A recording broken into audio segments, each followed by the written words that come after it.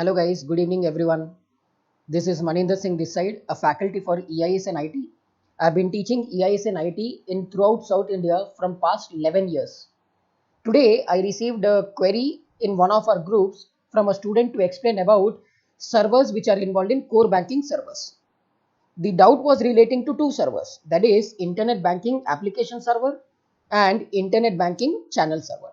So let us not waste time, directly jump into the concept. What I'll do is first, let me show you something practically, then we will come back to theory so that you can understand in a better way. What I'll do here, I will go to IOB net banking. Clear? IOB net banking. And I'll click on IOB net banking, right? As everyone know that if I want to access internet banking, the first thing what I need to do is register. Clear? If I want to access internet banking, the first thing what I need to do is register for internet banking. So what I'll do here, I will go to register option. I hope you're able to see the screen. Clear?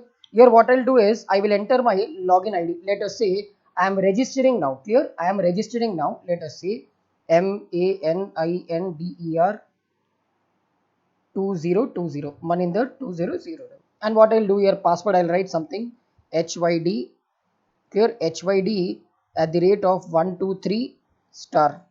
Clear? Here also what we'll do, HYD at the rate of 123 star. Clear? Now once what I'll do, I have created my login ID, I have created my password, and next what happens after entering all these details, what I'll do, I will submit. After entering all these details, what I have to do, I have to submit. Clear? I submit my application for registration to internet banking. After filling all the details, what will I do, I will register for internet banking. Now, once I submit my login details, that is my ID and password. Once I click on submit, once I register for internet banking, my ID and password will be stored in a server called IBCS, Internet Banking Channel Server. Clear? So, in simple words, if I tell you the login details of a user of internet banking, where are they stored, sir? They are stored in internet banking channel server. Once I register my ID and password, login details where they are stored, internet banking channel server. Now what I've done, I've already registered. Clear? I've already registered. Now I want to access internet banking. Then what will I do? I'll go to personal banking. Clear? And here now here in this screen, it is asking me to enter login ID and password. Now once I enter, let us say some password I will enter, some login ID I will enter, and some password I will enter, something I'm entering, and then it is asking me to enter the image. What is that? 6JMFFS. Now what I'll do, I'll click on login. Once I click on the login, what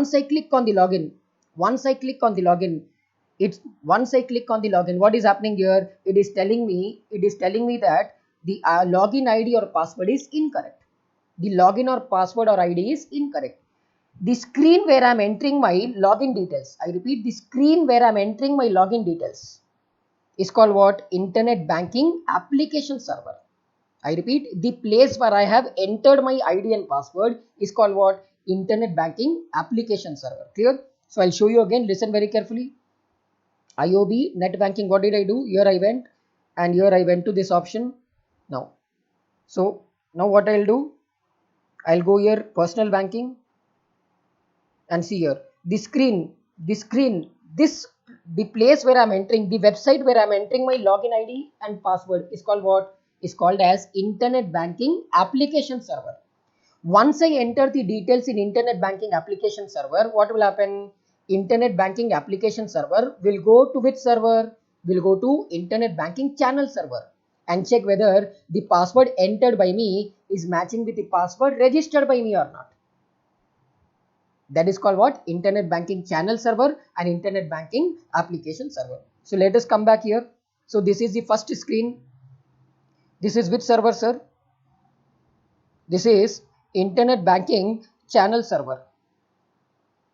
Internet Banking channel server. Clear? Internet banking channel server. What will internet banking channel server do? When I register for myself, when I registered myself on internet banking, what did that server do? It will store ID and password.